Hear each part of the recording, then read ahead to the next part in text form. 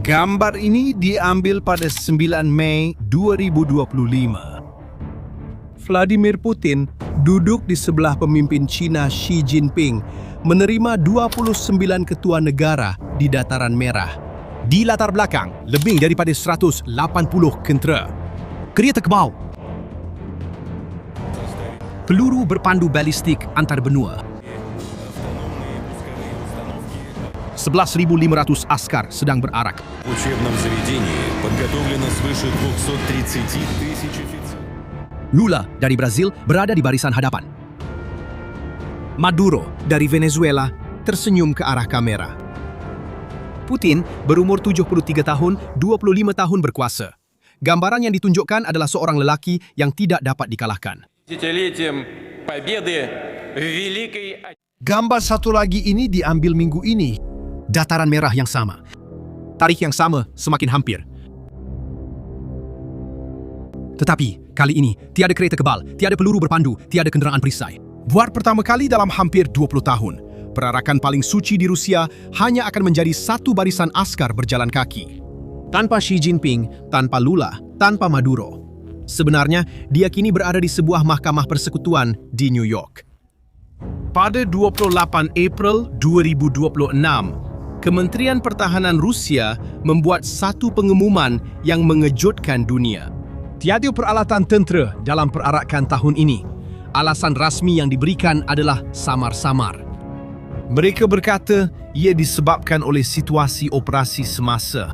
Tetapi sumber perisikan Eropah dan wartawan Rusia dalam buangan telah menemui kebenaran. Keputusan itu bukan dibuat atas kehendak sendiri. Ia dibuat kerana ketakutan. Ia berkaitan dengan sebuah drone Ukraine yang muncul 6 km dari Kremlin. Ia berkaitan dengan satu laporan risikan yang telah bocor 48 jam yang lalu. Ia berkaitan dengan satu nama dalam kalangan orang kepercayaan Putin yang kini lebih ditakutinya berbanding Ukraine. Dan ia berkaitan dengan apa yang berlaku di Venezuela pada 3 Januari tahun ini. Sesuatu yang kini muncul dalam satu laporan risikan sebagai salah satu daripada 3 sebab mengapa Putin menghilang daripada pandangan umum. Untuk memahami apa yang sedang berlaku di Kremlin sekarang, kita perlu kembali tepat 5 hari sebelum perarakan, yaitu pada 4 Mei 2026. Tidak lama selepas tengah malam, di kawasan Mosfilmovskaya, barat Moskow, salah satu alamat paling mahal di ibu kota Rusia, seorang penduduk terjaga kerana terdengar bunyi yang pelik. Dia mengambil telefon bimbit, merakam melalui tingkap. Apa yang dia lihat ialah sebuah drone jarak jauh Ukraine terbang rendah di antara bangunan pencakar langit, hanya beberapa meter dari tingkap.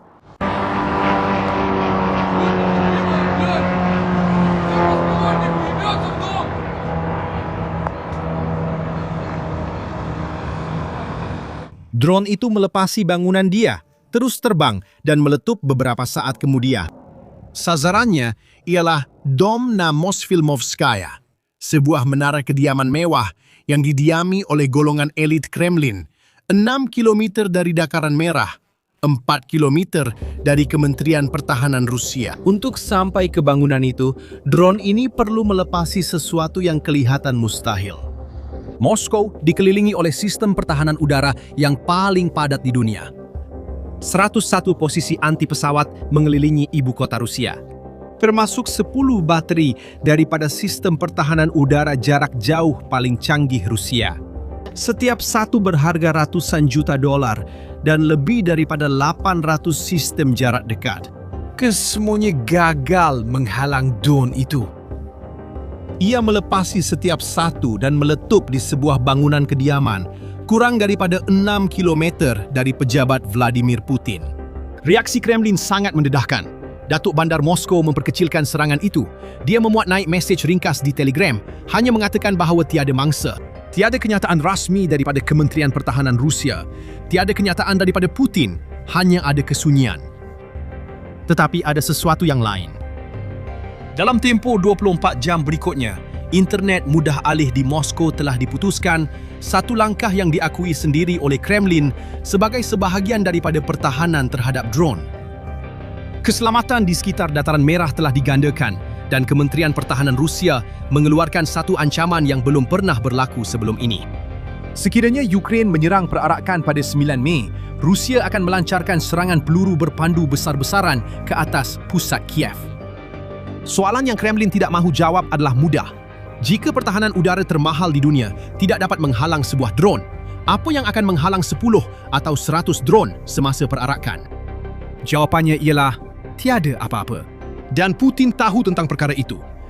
Drone pada 4 Mei itu hanyalah yang terakhir dalam satu siri peristiwa yang telah menjadikan Vladimir Putin lelaki yang kini memimpin Rusia. Seorang lelaki yang menurut risikan Eropah sudah berminggu-minggu tidak tidur di Moskow. Vladimir Putin telah memerintah Rusia selama 25 tahun. Sepanjang masa itu, beliau membina imej sebagai Tsar besi, lelaki yang menerima presiden asing di Kremlin dengan lagak seolah-olah tidak takut pada apa-apa atau sesiapa pun. Pada tahun 2026, lelaki itu lenyap. Pada tahun 2025, Putin hadir sekurang-kurangnya di 17 acara awam berskala besar. Perarakan, pertemuan dengan orang kenamaan, lawatan ke kemudahan tentera. Pada tahun 2026, jumlah itu merosot dengan mendadak. Dia tidak menerima sebarang pemimpin barat secara bersemuka. Dan wawancara beliau di televisi negeri, menurut media Rusia dalam buangan, kebanyakannya adalah video yang telah dirakam lebih awal tetapi dipersembahkan seolah-olah ia disiarkan secara langsung. Dan ada sebabnya. Putin tidak lagi tidur secara tetap di Moskow. Menurut satu laporan risikan Eropah yang didedahkan oleh Financial Times dan CNN baru-baru ini, Vladimir Putin telah menghabiskan beberapa minggu di bunker-bunker di wilayah Krasnodar, selatan Rusia. Keluarganya kini tinggal bersamanya di dalam bunker-bunker tersebut. Langkah-langkah keselamatan di sekelilingnya tidak pernah berlaku sebelum ini dalam sejarah moden Rusia.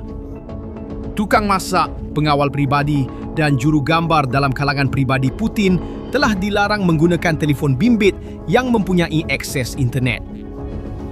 Rumah-rumah kaki tangan ini sendiri di luar waktu kerja juga mula dipantau oleh sistem pengawasan. Ia juga dipercayai, dan ini muncul dalam laporan perisikan barat, bahawa Putin beroperasi dengan sekurang-kurangnya 3 orang penyamar yang telah diubah suai secara pembedahan. Penanalisis dan perisikan Ukraine telah menyatakan bahawa lelaki yang muncul dalam beberapa lawatan rasmi bukanlah Putin yang sebenar. Bekas penulis ucapan Putin sendiri, Abbas Galyamov, yang kini hidup dalam buangan, baru-baru ini membuat perbandingan secara langsung. Apa yang kita saksikan ialah Putin mengulangi 80 tahun kemudian hari-hari terakhir Adolf Hitler. Penggasingan di dalam bunker yang sama. Mikropengurusan perang yang obsesif itu juga. Ketidakpercayaan yang sama terhadap general-general sendiri. Tetapi semua sistem perlindungan ini diwujudkan atas sebab yang Putin tidak akui secara terbuka. Dia bukan sahaja bersembunyi daripada drone Ukraine, dia juga bersembunyi daripada seseorang yang jauh lebih dekat. Minggu ini, akhbar seperti Financial Times dan CNN bersama beberapa portal Rusia dalam buangan telah menerbitkan petikan daripada laporan sebuah agensi risikan Eropah yang meminta untuk tidak dikenali. Baris pertama laporan itu adalah terus terang. Kremlin bimbang dengan risiko percubaan rampasan kuasa atau pembunuhan terhadap Putin. Terutamanya dengan penggunaan drone oleh elit politik Rusia sendiri. Laporan itu kemudian menyebut satu nama, Sergei Shoigu. 69 tahun, bekas Menteri Pertahanan Rusia selama lebih daripada 1 dekad. Beliau mengetuai pencerobohan ke atas Ukraine. Pada masa ini, beliau adalah setiausaha Majlis Keselamatan Rusia, jawatan yang nampak kecil tetapi masih memberinya kuasa yang besar. Laporan itu menggambarkan Shoigu sebagai faktor yang berpotensi menyebabkan ketidakstabilan. Pada 5 Mac 2026, Ruslan Salikov telah ditangkap. Salikov selama beberapa dekad merupakan orang kanan Sergei Shoigu, timbalan Menteri Pertahanan. Laporan di Sikan Eropah mentafsirkan penangkapan itu sebagai satu pelanggaran terhadap perjanjian perlindungan tidak rasmi antara golongan elit. Ini melemahkan Shoigu dan meningkatkan kemungkinan beliau sendiri berdepan dengan prosiding jenayah. Dan penahanan Salikov bukanlah satu-satunya petanda. Dalam tempoh 15 bulan yang lalu, 3 Lieutenant General Rusia telah dibunuh di Moskow. Semuanya akibat bom yang disembunyikan dalam skuter elektrik atau di dalam kereta mereka sendiri. 13 Jenderal Rusia telah terbunuh sejak permulaan pencerobohan, lebih ramai daripada sepanjang Perang Chechnya kedua. Dan untuk memahami mengapa perkara ini menakutkan Putin, mengapa dia kini tidak mempercayai jenderal-jenderalnya sendiri, cukup lihat apa yang berlaku sebelum ini. Pada bulan Jun 2023, Evgeny Prigozhin, ketua kumpulan Wagner, sekutu Putin selama beberapa dekad, mengarahkan tenteranya ke Moskow. Ia merupakan ancaman dalaman terbesar kepada kerajaan Rusia sejak Putin mengambil alih kuasa. 2 bulan kemudian, pesawat Prigozhin terhempas. Tiada siapa yang terselamat. Perisikan Eropah kini menunjukkan bahawa Prigozhin seterusnya mungkin berada jauh lebih dekat daripada yang Putin inginkan. Tetapi, untuk memahami mengapa Putin sampai ke tahap paranoia ini, kita perlu kembali kepada peristiwa yang, menurut perisikan Eropah sendiri, telah mencetuskan semua ini. Satu peristiwa yang berlaku hampir 10.000 kilometer dari Moskow dan yang Putin saksikan tanpa berkata sepatah pun. 2 Januari 2026. 22 jam 46 minit. Mar-a-Lago, Florida. Di klub golf Donald Trump, presiden itu menamatkan perbualan dengan General Dan Kane, pihak berkuasa tentera tertinggi di Amerika Syarikat. Trump memberikan kelulusan akhir untuk misi itu dengan 5 perkataan mudah. Semoga berjaya dan semoga angin memihak kepada anda. Pada malam yang sama, lebih daripada 150 pesawat Amerika berlepas dari 20 pangkalan berbeza di seluruh benua Amerika menuju ke Istana Miraflores di Caracas, ibu negara Venezuela. Di dalamnya terdapat Nicolas Maduro, presiden Venezuela selama 13 tahun, sekutu kepada Putin, Iran dan China. Lelaki yang selama lebih daripada 1 dekad mengejek Amerika Syarikat dengan mengatakan bahawa dia tidak akan pernah tumbang.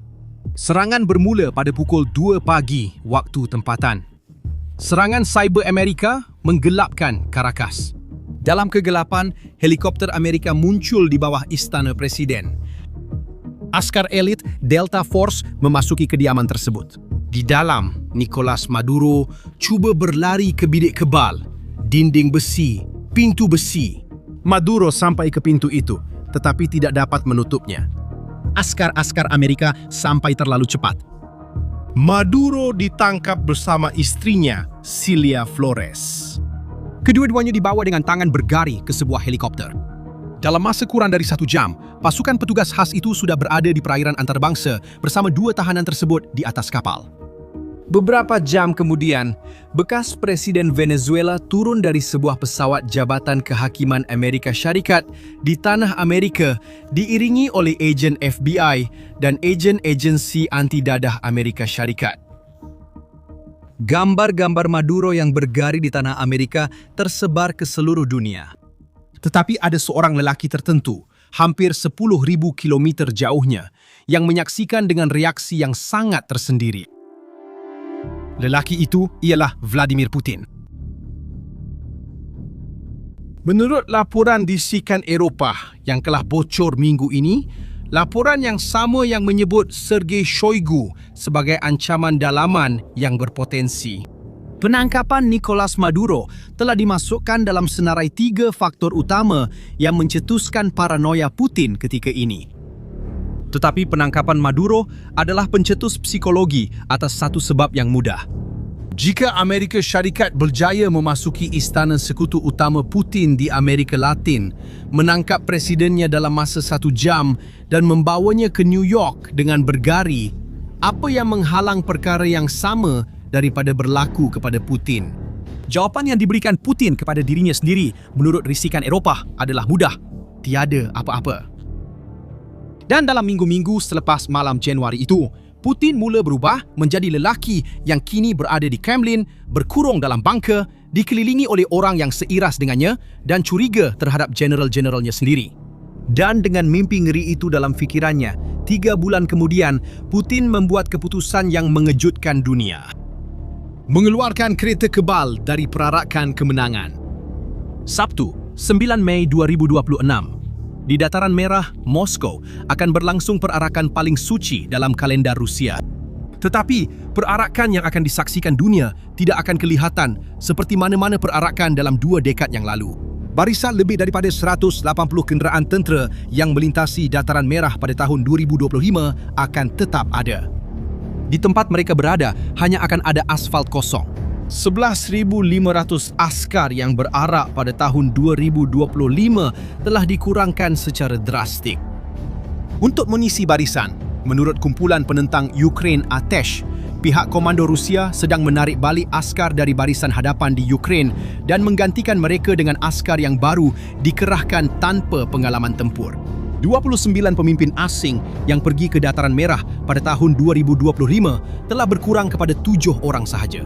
Yang telah disahkan ialah Lukashenko dari Belarus, Tokayev dari Kazakhstan, dan Japarov dari Kyrgyzstan. Robert Fico, Perdana Menteri Slovakia, dan salah seorang sekutu terakhir Moskow dalam Kesatuan Eropah akan ke Moskow. Tetapi beliau mengumumkan bahawa beliau tidak akan menghadiri perarakan itu. Dan sekurang-kurangnya di 14 bandar Rusia, termasuk Sevastopol, Belgorod dan seluruh Crimea, perarakan Hari Kemenangan telah dibatalkan atas sebab keselamatan. Buat pertama kali dalam hampir 2 dekad. Dan itulah sebabnya, segala yang akan disaksikan oleh dunia pada hari Sabtu sebenarnya adalah satu upacara pengakuan. Pengakuan bahawa Rusia tidak lagi mempunyai apa-apa seperti yang biasa dipamerkan. Tiada lagi kereta kebal, tiada sekutu, tiada pertahanan udara yang boleh dipercayai, malah tiada keselamatan dalam kalangan orang di sekeliling presiden. 25 tahun lalu, Vladimir Putin naik ke tampuk kuasa dengan janji untuk mengembalikan empayar Rusia. Pada 9 Mei, beliau akan mempengerusikan dari atas pentas di atas makam Lenin perarakan yang paling kecil dalam 2 dekad terakhir. Kontras inilah yang disebut oleh laporan perisikan Eropah sebagai pengakuan terbuka terhadap kelemahan semasa rejim itu. Ini bukanlah pengakhiran bagi Putin, tetapi inilah kali pertama dalam hampir suku abad kelemahan itu akan ditunjukkan secara langsung. Dan sebab itulah keputusan untuk menarik balik peralatan ketenteraan daripada perarakan itu pada hakikatnya merupakan berita yang paling penting.